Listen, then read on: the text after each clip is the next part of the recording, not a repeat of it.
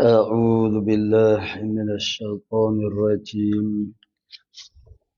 بسم الله الرحمن الرحيم. الحمد لله الذي أخرج عباده من ظلمات الكفر والشرك إلى نور الإيمان والتوحيد، والصلاة والسلام على من به الشفاعة العظمى وبه التخلص من حول المحشر لمن آمن بالله ورسله أجمعين وعلى آله الطاهرين وأصحابه نجوم الهدى عدد كل حرف كتب ويكتب أبد الآبدين ودهر الداحرين. اللهم فقهنا في الدين وعلمنا التأويل. اللهم فقهنا في الدين وعلمنا التأويل. اللهم فقهنا في الدين وعلمنا التأويل. اللهم رب اشرح لي صدري ويسر لي أمري واحلل عقدة من لساني يفقهوا قولي. أما بعد، فقال الشيخ المؤلف رحمه الله تعالى ونفعنا بعلومه في الدارين آمين ya rabbal alamin. Kemudian jika datang soal atau i'tirad, maka hendaklah engkau jawab daripadanya atas jalan yang dituntuti,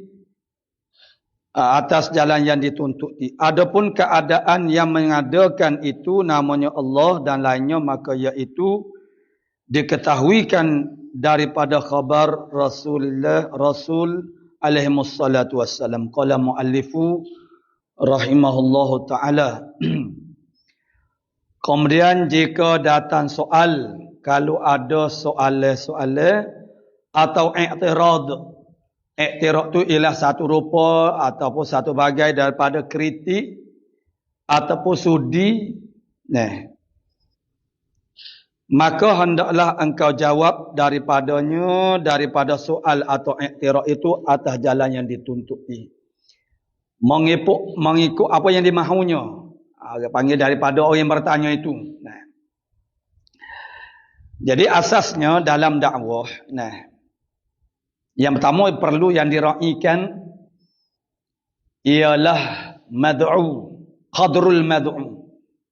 Qadar mad'u. Mad'u ni orang yang didakwah. Menjawab soalan di dalam dakwah itu nombor satu sekali, ini dasarnya. Kemudian dia mengikut situasi-situasi pula. Mengikut panggil tanda-tanda yang zahir. Sebagaimana seharusnya kita menjawab dan juga menerangkan apa-apa saja tentang Islam ini kepada manusia. Yang pertama dasarnya dalam dakwah adalah sebagaimana hadis Nabi sallallahu alaihi wasallam,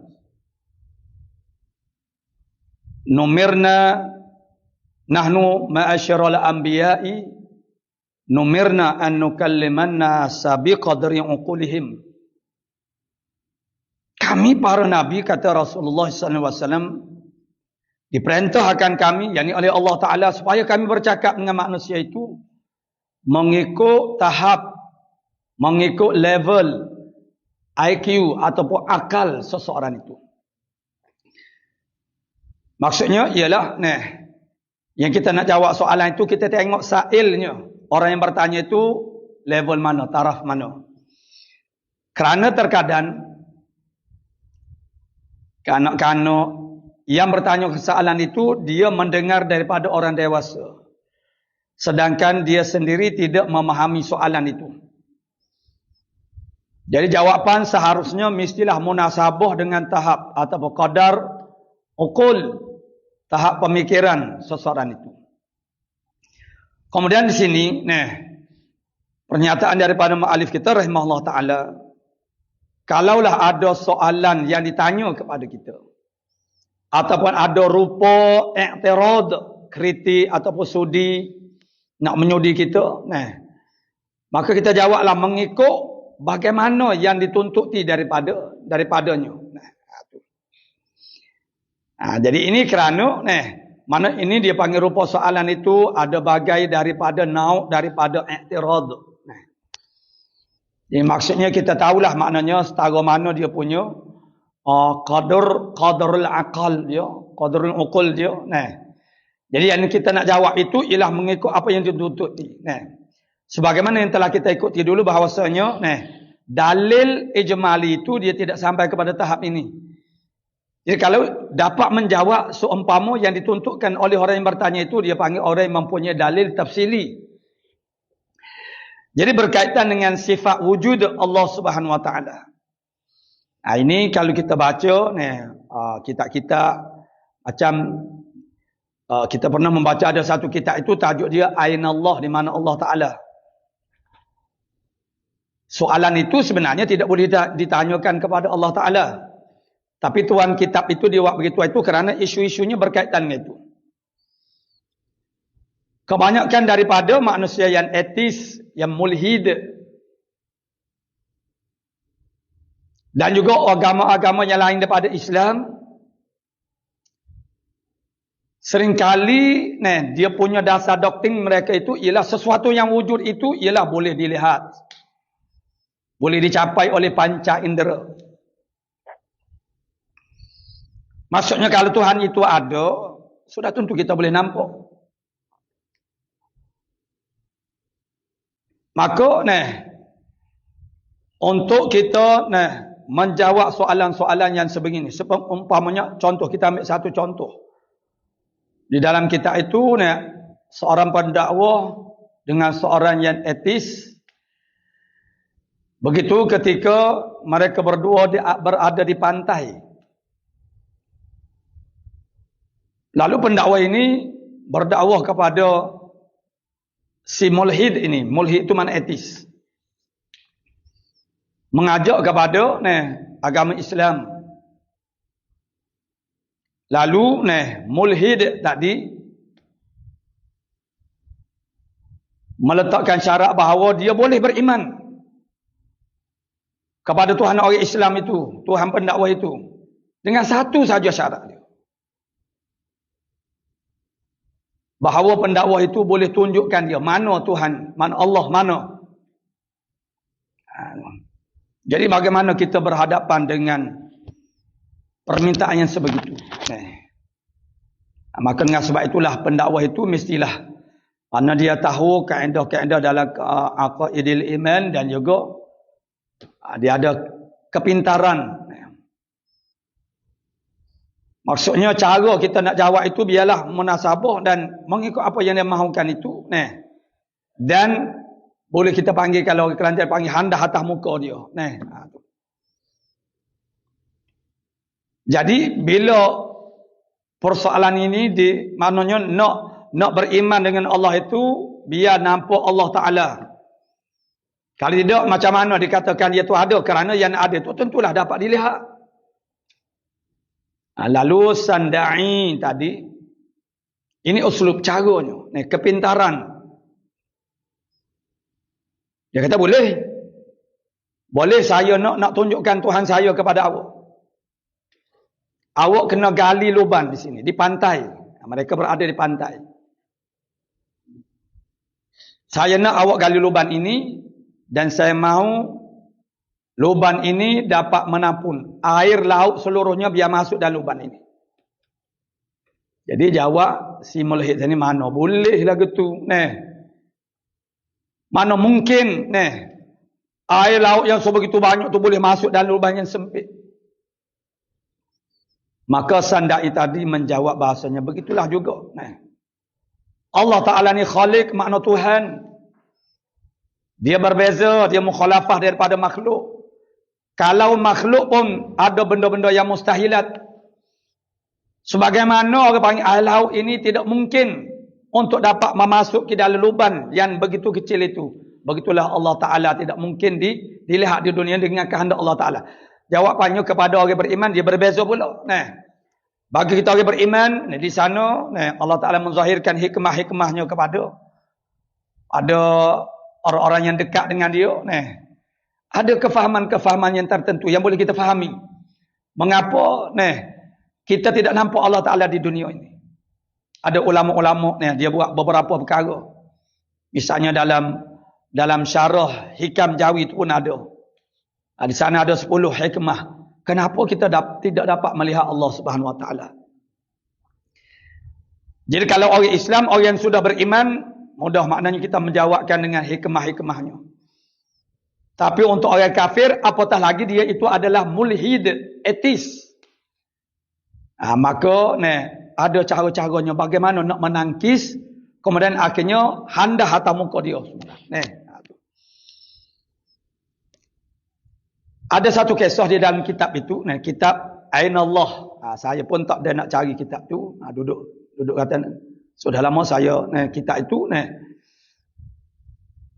berlaku kepada seorang ustaz di makna guru lah di Mesir, berlaku di Mesir.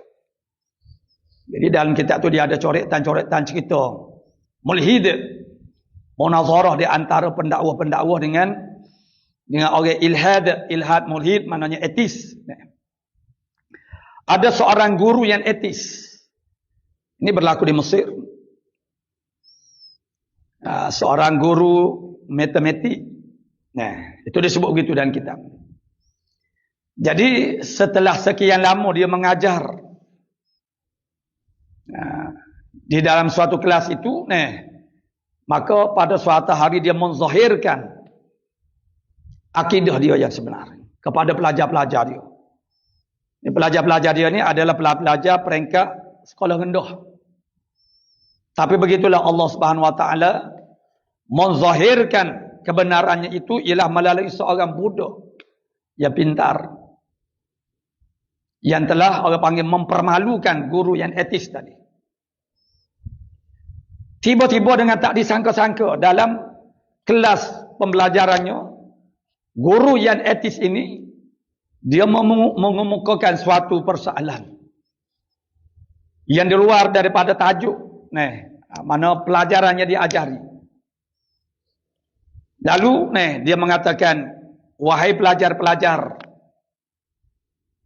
pelajar-pelajar nampak ke tidak loh ini maksudnya papan lahul abiyah, papan putih lahul aswad, dulu papan hitam. Nampak cikgu nampak. Ni kapur ni nampak ada? Nampak.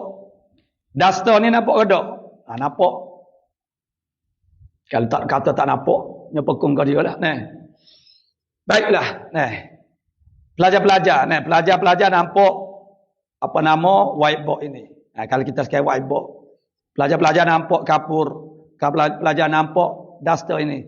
Bermakna tiga-tiga perkara ni ialah ada.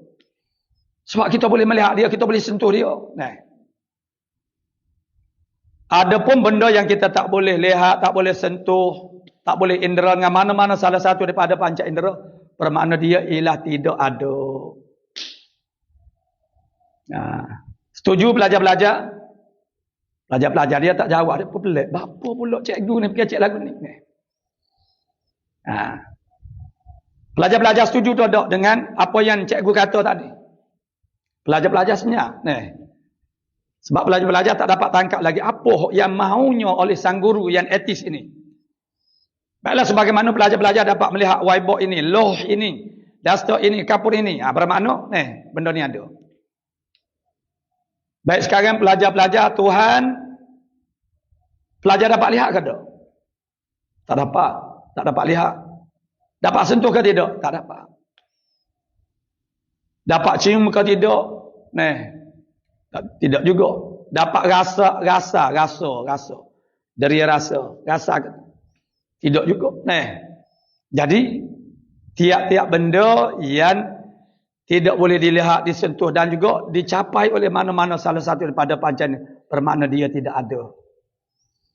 Jadi Tuhan sebenarnya tidak ada. Sebab kalau Tuhan ada, Dia dapat dikesan oleh panca indera kita. Terkejut pelajar-pelajar itu. Rupa-rupanya cikgu ni etis. Namun Allah Ta'ala membatalkan dan mempermalukan guru etis ini dengan seorang budak. Lalu salah seorang daripada pelajar itu mengangkat tangan meminta izin untuk bercakap. Cikgu, saya ada nak bertanya kepada guru. Nak bertanya kepada cikgu. Apa dia? Berdasarkan kepada kaedah yang dibawa oleh cikgu tadi, cikgu kata, benda yang kita tak dapat lihat, benda yang kita tak dapat capai dengan apapun daripada panca indera kita, maknanya benda tu tak ada. Maka akal fikiran kita ni, kita tak dapat lihat dia. Kita tak dapat capai dia dengan mana-mana salah satu daripada indera. Bermakna akal tu tidak ada lah. Jadi maknanya akal cikgu dapat lihat ke tak? Akal cikgu dapat rasa ke tidak? Tak dapat, bermakna tak ada. Makna cikgu ni tak ada akal. Itu dia panggil, tu cara orang panggil handah atas muka. Senyap. Mana senyap mana, tak boleh nak jawab lah. Begitu. Jadi orang-orang yang pandai, yang pintar begitu, dia perlu. Di kalangan orang panggil ramai-ramai umat Islam itu, dia kena ada orang yang tahu dalil tafsili, dan itu dalil, bukan dalil saja, tapi apa saja perkara-perkara yang untuk nak merungkaikan iktiraf. Muskilat-muskilat yang berlaku di dalam masyarakat. Sebagaimana kita hari ini. Kita hari ini manusia ni dia panggil zaman orang menonjolkan diri, zaman orang memamerkan diri, zaman orang mendedahkan apa anutan mereka, akidah mereka, fahamah mereka, fikrah mereka.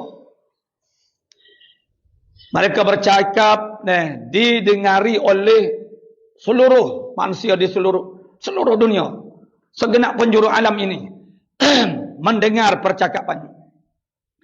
Jadi orang-orang yang mempunyai fikrah-fikrah yang sesat, walaupun dia mendakwa dia Islam, orang yang betul-betul bawa ajaran sesat, jadi macam-macam perkataan-perkataan yang menyeleweng daripada akidah, daripada syariat. Maka tanggungjawab ulama-ulama dan juga orang-orang yang mempunyai kewibawaan dalam soal ini untuk memberi penjelasan kepada umat. Apabila timbul dalam masyarakat muskilat atau iskal, ulama kena memberi penjelasan supaya manusia tidak menerima perkara itu sebagai benar, kerana tidak ada bantahan daripada kalangan ulama. Sebab tu kita kena peka. Sekarang ini maknanya perkara yang sama diulangi. Contoh dan biasa saya sebut dah. Dan di dalam kitab kita ini pun kita akan menemui dan ada perbahasan sifat yang tertentu dalam isu-isu yang tertentu yang berkaitan dengan akidah itu. Umpamanya firqah yang paling menonjol dalam kitab-kitab akidah kita ialah Mu'tazilah. Mu'tazilah, banyak isu-isu dan benda-benda yang dia lontarkan tengah masyarakat, fahaman dia yang bercanggah, yang lari, makna tersasar daripada akidah Ahlussunnah yang sebenar. Kita tak dapat melihat Allah Ta'ala di akhirat kelak. Itu di antara yang masyhur, solah, aslah, dan banyak lagi. Dan di antara isu yang diangkat apa dia? Isu mengenai Al-Quran. Isu khalqil Quran. Ada orang yang mengatakan bahawasanya tak perlulah kita belajar tentang Mu'tazilah itu kerana Mu'tazilah sudah tiada. Kalau dengan bahasa kasarnya mampu kerah lama dah. Begitu perkataannya digunakan. Duk belajar Mu'tazilah apa dia? Mu'tazilah mampu kerah lama dah. Dia kata macam. Sedangkan sebenarnya mengikut pelajar-pelajar yang belajar di Jordan misalnya, masih ada kumpulan yang mendakwa mereka berfahaman dengan fahaman Mu'tazilah. Dan kalau tidak ada suatu pertubuhan, suatu kumpulan yang mengaku mereka itulah Mu'tazilah, sebagaimana Syiah, Syiah masih ada, secara zahirnya sampai kepada zaman sekarang. Namun cara pemikiran Mu'tazilah itu tetap segar wujud dalam fikrah-fikrah manusia-manusia di zaman moden ini. Kerana asasnya dasar kepada Mu'tazilah itu ialah meletakkan akal itu mengatasi paling tinggi, syariat di bawah akal. Apabila mutabakah akal dengan syariat tak ada masalah. Haramnya arak, akal mengatakan mengapa haram arak? Mana menhukumkan haram dalam bab akidah, dalam bab syariat, semuanya akal. Jadi akal mengatakan bahasanya arak itu memudaratkan, membahayakan kepada akal kesihatan tubuh badan. Sebab itu dia haram. Kemudian ayat Quran yang mengharamkan arak itu adalah sebagai menyokong saja. Jadi tak apalah kalau benda tu mutabakah, muwafaqah antara syarak dengan akal. Tapi ketika berlaku pertembungan mana akal dengan syariat, maka akal didahulukan. Maka manusia-manusia secara perorangan, individu yang wujud pada zaman kita sekarang ini agama. Bila mereka itu tidak belajar Islam pada peringkat asas, basicnya, namun mereka juga ada kesedaran tentang Islam, beramal dengan amal Islam. Tetapi mereka mengambil, memahami Islam daripada sumber yang salah. Contoh. Sedangkan mereka orang berpengaruh kerana mereka pemimpin ataupun mempunyai kedudukan, maka pandangan mereka didengari. Ketika berlaku pertembungan akal mereka dengan Al-Quran, dengan hadis, dengan syariat, maka dengan kepandaian mereka, kedudukan mereka, mereka akan mengolah makna-makna Al-Quran itu mengikut selera mereka. Dan akhirnya akan wujudlah persamaan-persamaan dengan pemikiran-pemikiran Mu'tazilah yang sudah wujud sejak sekian lama. Islam liberal misalnya, yang di Indonesia semenjak awal tahun 70-an, juga ada isu yang khusus tentang Al-Quran. Dan mereka menamakan sebagai isu edisi Quran kritis. Mana Al-Quran ini dijadikan seperti teks Bible, makna boleh dikritik. Maksudnya Quran ini tidak suci. Bahkan dalam demo-demo mereka buat, mereka memegang Quran dan sengaja menjatuh Quran. Untuk membuktikan bahasanya Quran ini, untuk menunjukkan bahasanya Quran ini biasalah macam kitab-kitab yang lain. Macam buku-buku yang lain. Maksudnya, tidak ada kemuliaan sebagaimana yang dianggap oleh orang Islam. Nak kau kena ambil air semaya, begitu menjaga, meletakkan di atas. Kalau kita susun kita, Quran itu paling atas. Begitu maksudnya kerana kita memuliakan Al-Quran itu. Jadi mengapa kita tu begitu, sedangkan biasa Al-Quran ini macam kitab. Dan yang berlaku pada hari ini pula, Panji Gumilang juga menyebut tentang Al-Quran ialah bukan kalamullah, itu hanya hadis saja. Al-Quran itu turun entah dengan bahasa apa. Kemudian pandai-pandai Nabi Muhammad SAW yang mengolahnya, mengibarahkan dengan bahasa Arab. Jadi pada pandangan dia, Quran itu ialah hadis. Ini suatu pandangan sangat ajib, sangat pelik. Mana benda yang sangat nyata, zahir, tak betulnya. Menyalahi pengetahuan orang-orang ramai pun maknanya tidak mengatakan begitu. Jadi isu Quran ini sentiasa wujud, ada. Jadi kalau kita fahami Mu'tazilah, kita akan lebih mudah memahami isu-isu yang diangkat. Dan daripada itu, dia forok kepada, misalnya, Al-Quran itu bukan kalam Allah, maka dia akan tu. Rentetan daripada itu, dia akan jadilah banyak perkara. Mafsadahnya. Dah Al-Quran itu bukan kalam Allah, mana? Jadi, dia ada kaitan dengan hukum. Maknanya, Al-Quran itu kalam Allah. Jadi, ada hukumnya, berkaitannya. Jadi dengan sebab itulah makna kita umat Islam sekarang, makna kita kena tahulah perkara yang merosakkan mana anutan manusia yang jauh tersasar daripada agama. Sekurang-kurangnya kita dapat membentengi diri kita, akidah kita daripada jadi rosak, hanyut. dengan orang arus pemikiran yang sesak. Sebab itulah kita kena tahu dalil, dan kalau kita mampu untuk maknanya memberi penjelasan dengan cara yang betul dan sesuai dengan orang yang menyoal dan juga iktiraf itu, itulah yang terbaik. Jadi sebab itulah maknanya di sana bagi kita orang beriman ada banyak hikmah, bukan sebab dia panggil hikmah. Mengapa Allah Ta'ala tidak mengizinkan? Hakikatnya Allah Ta'ala tidak izinkan kita dapat melihatnya di atas dunia. Sehingga Nabi Musa pun tak dapat nak melihat. Iaitu Nabi Rasul. Ada hikmahnya. Kita fikir dengan bodoh akal kita ni, kita nampak ni.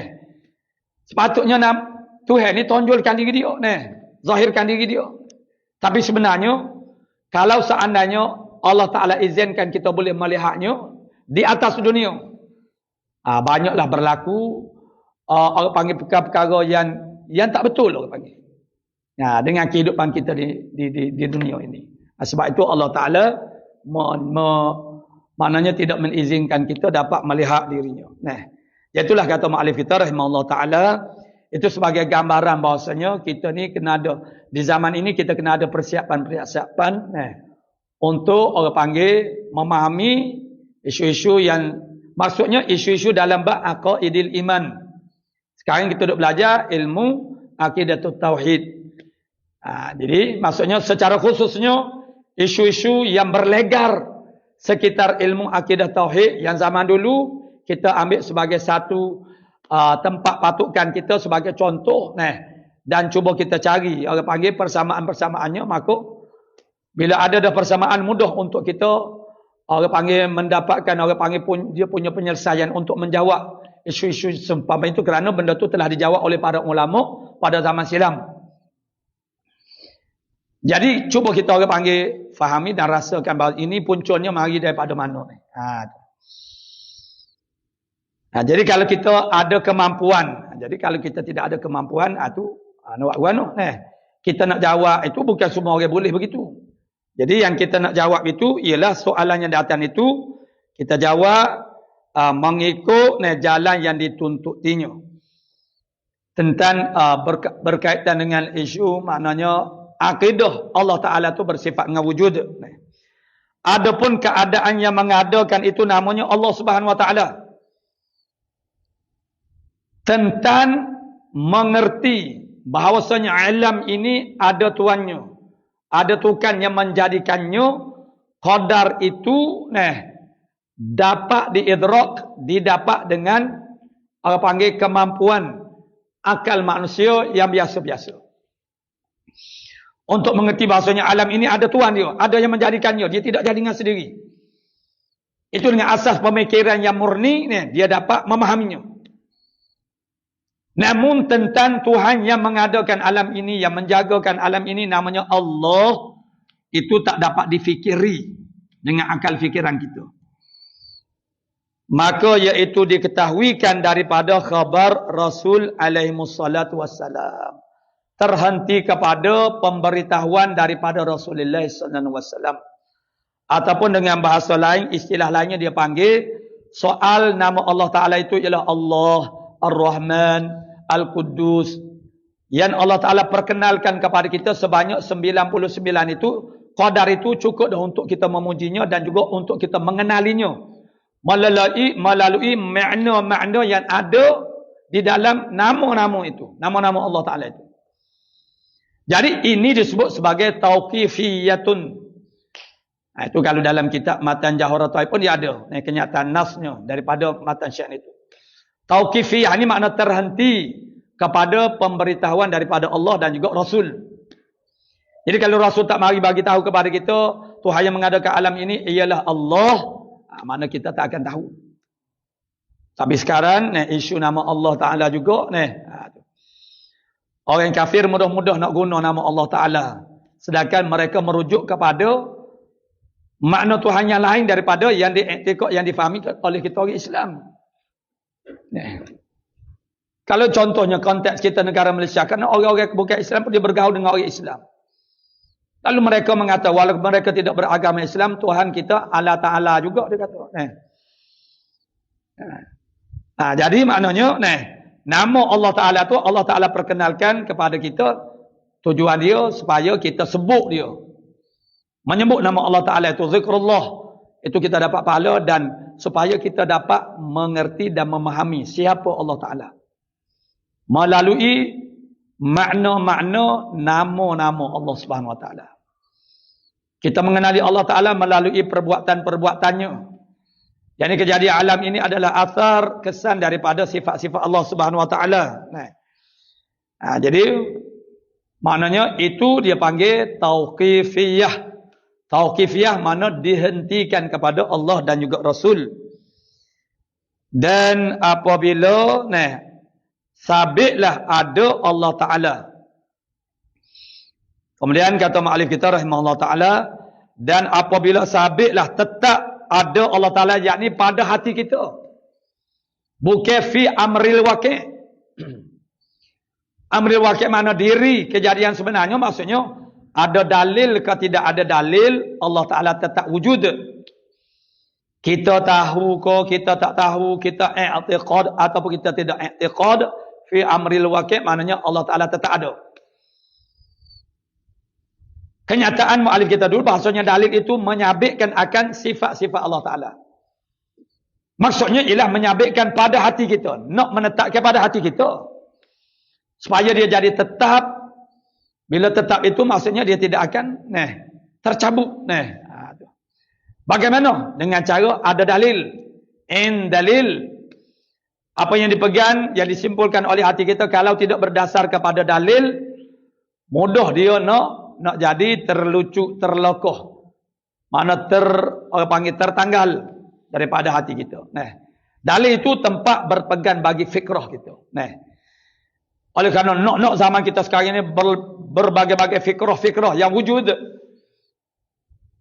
Maka kalau kita tidak ada dalil, mudah saja kita hanyut dengan fikrah-fikrah. Apatah lagi dia sudah menjadi fikrah yang perdana, harus perdana misalnya, mendapat sambutan daripada manusia. Maka kita pun akan hanyut tu serta juga. Begitu kalau kita ada dalil, marilah aibah, ribut, hujah, lebak sama mana, dia tetap. Begitulah maknanya fungsi orang panggil dalil itu. Jadi apabila sabit dah ada Allah Ta'ala pada fahaman, pada pengertian hati kita, dengan adanya dalil, mustahilah atas Allah Ta'ala adamnya. Adam maknanya tak ada. Mana adamnya sini maksudnya tidaknya. Tidak ada Allah Ta'ala. Itu mustahil. Mana itu dia panggil mana tepat berhenti pada istidlal. Pendalilan kepada wujud Allah Subhanahu Wa Ta'ala. Yang mana dalilnya ialah kejadian alam ini. Kerana apa? Kita katakan Allah Ta'ala itu ada kerana mana dalil dia ialah alam ini. Mengapa kita mengatakan alam ini adalah menjadi dalil kepada wujudnya Allah Subhanahu Wa Ta'ala. Itu yang kemarin kita baca. Kemarin atau kemarin dulu. Kemarin. Kerana Allah Ta'ala itu mungkin, dia terus direct makhluk, dan makhluk itu ialah mungkin, atau kita kata, bahasanya mana makhluk ini mana dia berubah-ubah. Bila berubah-ubah bermakna dia baru. Tiap-tiap yang baru dia berhajat kepada yang membaharukan dia, yang mengadakan dia. Itu cara istidlal itu boleh jadi ada 2-3 cara kita sebutkan, kita katakan akan dia. Qala mu'allifur rahimahullah ta'ala, kedua, tartib membilang sifat-sifat Allah Ta'ala yang wajib kita ketahui secara tafsili. Di atasnya rajah ialah 13 sifat, ialah qidam. Sifat qidam. Adapun qadim itu Allah Subhanahu Wa Ta'ala. Allahu qadimun. Allahu qadirun.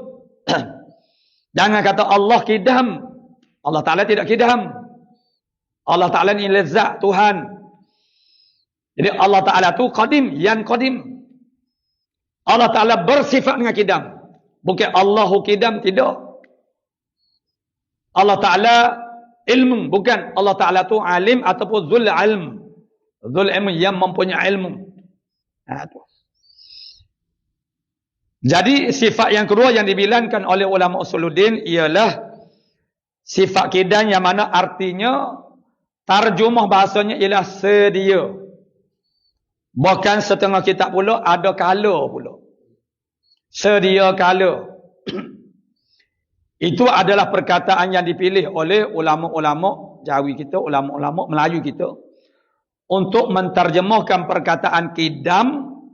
Kidam mana? Kidam yang merupakan sifat Allah Subhanahu Wa Taala. Maka perkataan kidam itu sendiri dia panggil perkataan yang mushtarak. Mushtarak maksudnya ada beberapa makna. Lafzul mushtarak. Apabila kita menggunakan perkataan yang mushtarak, satu perkataan ada beberapa makna. Itu dia panggil lafaz mushtarak. Bila kita menggunakan lafzul mushtarak, perkataan yang bersekutu maknanya, contohnya kalau dalam bahasa Melayu, perkataan lalu. Lalu tu, ni Kelantan lah sikit ni. Lalunya satunya lalu, kita lalu, melalui satu jalan. Lalu, ni. Ada juga bahasa Kelantan, lalu tu dengan makna selera. Warna dia mau nampak letih, tak cakap. Tak makan. Sebab apa? Haulah tak lalu. Mana tak ada selera, tak lalu. Tak lalu tu tak boleh nak lalu, tekuk makan ni tu. Apabila kita menggunakan perkataan yang mushtarak, maka kita kena ta'yinul murad. Menentukan murad perkataan itu dengan makna yang mana ketika kita menggunakan perkataan itu dalam apa-apa konteks. Dalam kalam kita, dalam tulisan kita. Yang kita kehendak dengan perkataan itu makna yang mana? Tu. Supaya selepas daripada ini bila kita menggunakan perkataan itu, dia tidak akan tersasar kepada makna yang lain. Maka kidam dalam bahasa Arab dia ada beberapa makna. Di antaranya setengah-setengah ada disebut dalam kitab. Paling tidak dia ada 3 makna. Kidam, dia panggil kidam zamaning. Kidam yang dibangsakan kepada masa. Maksudnya kalau terjemah bahasa Melayu, lama. Kidam itu dengan makna, kidam zamani, makna lama. Maka kalau kidam dengan makna zamani ini, kidam zamani, maka itu bukan sifat Allah Subhanahu Wa Taala. Allahu Qadim, Allah Ta'ala ni yang Qadim. Bermakna Allah Ta'ala ni lama dah wujud. Lama dah wujud. Tapi sebelum daripada dia wujud tu, maknanya dia tak wujud, maknanya dia tiada. Maka mafhumnya akan jadi begitu. Maka sudah tentu makna ini fasidun, makna tak betul. Tak boleh digunakan untuk sifat kidam Allah Subhanahu Wa Ta'ala. Yang kedua dia panggil kidam idhafi. Idhafi ni dengan menisbahkan. Maksudnya dulu kemudian. Ayah al-ab aqdamu minal ibni. Aqdam. Ayah itu lebih kidam daripada anak. Lebih kidam maksudnya ialah lebih dahulu. Ada lebih dahulu daripada adanya anak. Itu dipanggil kidam idhafi. Maka kidam zamani baik, kidam idhafi baik itu bukan murad. Bukan yang dimaksudkan dengan sifat kidam Allah Subhanahu Wa Taala. Lalu ada satu makna yang lain, kidam itu dengan makna kidam zati. Perkataan zati itu dibubuh oleh ulama itu untuk membezakan daripada kidam yang bukan maksud sifat Allah Subhanahu Wa Taala. Sebagaimana wujud zati. Maka makna kidam zati ini ialah dengan makna dan sifat salbiyah ini. Ini sifat yang pertama daripada kalangan sifat salbiyah. Mengikut guru yang kita belajar dengannya. Setengah-setengah guru yang lain makna sifat salbiyah ni sifat yang kita nak fahamkan dia. Kita kena bubuh perkataan tidak. Itu satu cara. Itu dia panggil dobit. Dan sifat salbiyah itu ambil daripada salbun. Salbun makna menafikan kerana sifat salbiyah menafikan kekurangan di Allah Subhanahu Wa Taala. Jadi kidam itu makna dia sedia. Jadi maknanya kidam dengan makna tidak ada permulaan bagi ada Allah Subhanahu Wa Taala. Ada Allah Ta'ala tu sedia kala. Sedia kala, yang lawan kepada baharu, dan baharu itu pun sama juga dengan kidam. Baharu pun itu dia ada baharu dari sudut zamani dan sudut masa. Maka bila kita bertemu dengan perkataan hadis yang baharu di dalam kitab akidah tauhid, itu bukan hadis dari sudut zamani, makna masa, tidak. Tapi yang lawan kepada sifat kidam zati ini.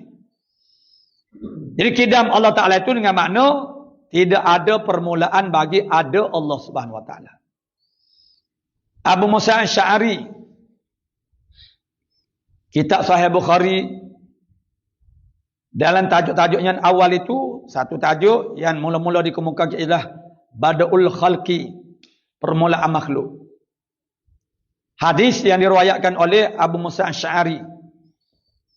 Abu Musa Asy'ari dia bawa orang Yaman ke Madinah untuk belajar tentang Islam, pelajaran-pelajaran tentang Islam.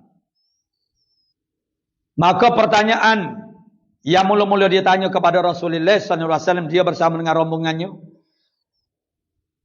Jadi ada soalan yang diajukan kepada Rasulullah oleh Abu Musa Asy'ari, moyan kepada pengasas ilmu akidah tauhid Abu Hasan Asy'ari. Yang Abu Musa Asy'ari ini diitlaqkan oleh Rasul sebagai surunai Nabi Daud kerana suaranya merdu. Nabi seronok gembira mendengar Abu Musa Asy'ari membaca Al-Quran. Jadi Abu Musa Asy'ari bertanya kepada Rasul tentang kejadiannya mula-mula. Lalu Nabi menjawab, Kana Allahu wa lam yakun syai'un ghairuh. Ada Allah Ta'ala, yang lain tak ada sekarang. Maksudnya ketika Allah Ta'ala belum mengadakan apa-apa. Yang wujud bukan di alam ini. Kerana alam ini pun dia panggil tak ada lagi. Alam tu tidak ada. Kerana alam itu ialah masih wallah, selain daripada Allah Ta'ala tu tidak ada. Maka alam yang kita ni, mana alam kita wujud di dalam alam itu. Ibaratnya alam itu semua yang selain daripada Allah Subhanahu Wa Ta'ala. Ketika Allah Ta'ala itu yang dipanggil dalam istilah ilmu ini sebagai waktu imkan. Sebelum daripada Allah Ta'ala mengadakan apa-apa daripada alam ataupun mungkinat ini, maka yang wujud hanya Allah Ta'ala sesedia sahaja. Karena Allah walam yakun syai'un ghairuh. Jadi istidlalnya melalui hadis ini ialah, siapa yang mengadakan Allah Ta'ala kalau Allah Ta'ala itu tidak kidam? Itu kan mesti ada dahulu sebelum daripada produk dia. Maknanya tidak ada yang mengadakan Allah Subhanahu Wa Ta'ala. Dan kalau tidak ada yang mengadakan Allah Subhanahu Wa Ta'ala, pasti Allah Ta'ala itu kidam. Kerana sesuatu yang tiada dia nak jadi dengan sendiri-sendiri itu tidak mungkin, tak boleh. Akal kita kata mustahil. Sesuatu yang tiada, sesuatu yang tak ada itu dari segi ibarat. Kalau kita sebut sesuatu bermakna benda itu ada. Sesuatu yang tiada, macam mana kita panggil dia syai' ataupun sesuatu sedap aja tak ada. Tapi kerana payahlah kalau kita nak bercakap, tak boleh bercakap begitu. Maka dengan sebab itu diibaratkan dengan sesuatu yang tiada itu. Ketika dia tiada itu, maka keadaannya sama berat di antara kekal dengan tiada dan timbul jadi ada. Tiba-tiba dia jadi timbul jadi ada, dengan sendiri tak ada, itu mustahil, tak boleh jadi. Sesuatu yang tiada kemudian dia jadi ada, mesti ada yang mengadakannya. Jadi Allah Subhanahu Wa Ta'ala, oleh kerana ketika Allah Ta'ala ada sesedia tu, hak lain tak ada. Pasal dia yang mengadakan Allah Ta'ala? Tak ada. Jadi kalau tidak ada yang mengadakan Allah Ta'ala, makna Allah Ta'ala juga tidak jadi dengan sendiri. Maka Allah Ta'ala itu adalah qadim, adalah mana sedia kala. Mana ada Allah Ta'ala itu tidak ada tarikh jadinya. Kalau kita manusia, mana hari jadi, hari tarikh lahir tidak ada. Maknanya sesuatu yang umurnya sudah terlalu banyak, maknanya juta tahun dah dia wujud, 2 juta tahun dah dia wujud. Bermakna kalau kita kata dia wujud, Lama mana? Juta tahun tu. Bermakna belum daripada tu dia tiada. Bermakna itu baharu dia panggil. Yang lawan kepada kidam ini. Itu perkataan kidam di dalam bahasa Arab diterjemahkan di dalam kitab kita ni pun makna sedia. Oleh kerana di dalam bahasa Melayu kita perkataan sedia pun dia panggil lafzul mushtarak juga. Lafaz mushtarak juga, maka kita kena ta'yinul murad pula kepada perkataan yang diterjemah daripada bahasa Arab kepada bahasa Melayu. Dua kali kita kena ta'yinkan murad dia. Ataupun kita ta'yinkan murad dia hak bahasa Arabnya maknanya qidam, kemudian kita terjemah terus direct hak itulah. Jadi ulama-ulama Nusantara kita menterjemahkan qidam sifat Allah Ta'ala ini dengan sedia ataupun setengah kita sedia kala. Perkataan sedia itu sendiri pun juga ada beberapa makna. Sedia dengan makna persiapan, membuat persediaan. Sedia maknanya yang dahulu. Sesuatu yang sudah ada dah pada masa yang lampau. Ini kereta yang sedia. Ini hak baru. Jadi dua makna sedia itu umpamanya ini sebagai contoh makna itu bukan murad, bukan kehendak. Dengan kata sifat Allah Ta'ala. Maka sedia ini makna juga memakai tarikh yang sama dengan qidam. Merujuk kepada suatu makna tidak ada permulaan bagi ada Allah Subhanahu Wa Taala. Sedia yang macam itu. Dan sungguh-sungguh kita dia bubuh kala pula. Sedia kala. Itu dari sudut pengertiannya. Artinya makna sedia. Dan dikehendaki. Ini dia panggil menentukan murad. Menentukan maksud. Sebab perkataan qidam dan juga sedia yang dalam bahasa Melayu itu ada beberapa makna. Maka kita nak pakai dengan makna yang mana satu. Maka itulah yang dikatakan dan dikehendaki dengan dia, dengan qidam ini. Atau dengan yang diterjemahkan kepadanya itulah makna baharu. Makna sedia. Sedia yang zati. Nama dia. Sedia yang zati makna qidam yang zati. Sedia yang zati, qidam yang zati itu dijenamakan begitu. Diletak namakan oleh ulama-ulama begitu. Dan maknanya, lalu bagaimana maknanya? Makna qidam zati ini. Ketiadaan permulaan bagi wujud. Yakni wujud Allah Subhanahu Wa Taala. Tidak ada mula, start bila Allah Ta'ala itu ada, tak ada. Tidak ada permulaan bagi wujud Allah Subhanahu Wa Taala. Lepas tu, Allah Ta'ala itu qadim yang sedia kala. Maknanya tidak ada permulaan bagi adanya. Artinya tiada mendahului akan ada Allah Ta'ala itu oleh Adam. Tak ada. Tidaklah sebagaimana kita ni ada dan sebelum daripada ada ni kita tak ada. Ada Allah Ta'ala itu tidak didahului oleh tak ada. Maknanya tidak terima tak ada. Allah Ta'ala itu ialah zat yang wajib ada. Zat yang wajib ada itu maksudnya ialah zat Allah Ta'ala tak terima tak ada pada masa dulu, masa sekarang dan masa akan. Cumanya tidak tak terima tak ada pada masa akan diletak nama lagu lain pula.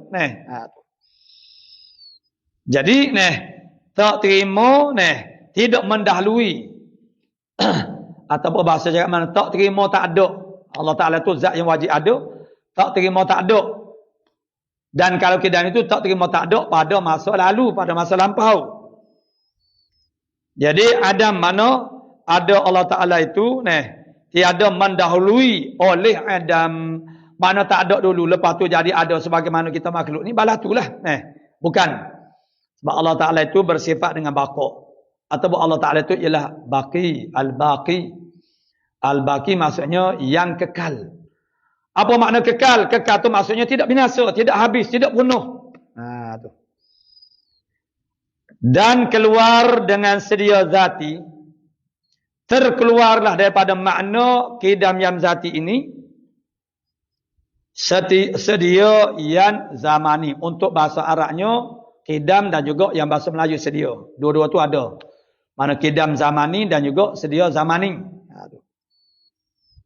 Jadi terkeluarlah dengan kata qidam yang zati itu oleh qidam yang zamani Apa dia? Kidam zaman ini. Iaitu panjang masa. Kita panggil lamu. Lamu. Sesuatu perkara yang mengambil masa yang agak lama. Nama dia panggil kidam. Serta terdahulu Adam. Serta terdahulu Adam maksudnya sebelum daripada dia ada tu, dia tu tak ada dulu. Begitu. Tiada dikehendak di sini. Tidak kehendak. Makna lagu ni. Makna kidam dengan makna lama dah masa Allah Ta'ala tu wujud. Tidak kehendak, tidak morak dia. Di sini dalam ilmu pengajian ilmu akidah tauhid ni. Kemudian soal lagi zaman makna kidam idafi itu dia tak sebutlah di sini. Cuma cukup mana yang paling segera kita ni bila kita sebut kata kidam itu dia nak pergi kepada kidam zaman ni. Itu yang perlu dinafikan. Itu bukan sifat Allah Ta'ala. Kidam dengan makna kidam zaman itu bukan sifat kidam Allah Ta'ala. Sifat kidam Allah Ta'ala itu ialah kidam zati dengan makna takdih. Tidak ada permulaan bagi adanya Allah Subhanahu Wa Ta'ala ataupun Allah Ta'ala tak terima tak ada pada masa lalu. Dan mustahil, tentu tiada, tentu tidak. Tentu tidak, lawannya maksudnya yang melawan kepada sifat kidam ini. Itu tentu tidak. Iaitu hudus, mana baharu. Itu makna turwul hudus, kedatangan baru kepada Allah Ta'ala. Allah Ta'ala itu baru adalah mustahil. Dihukumkan mustahil. Maknanya Allah Ta'ala itu, sebelum daripada ada ni, makna dulu tu dia tak ada. Dia yang pertama. Tapi yang pertama itu dalam Al-Quran huwal awwal wal akhir. Al-awwalu, tapi bukan dengan makna al-awwalu jangan sebagaimana biasa.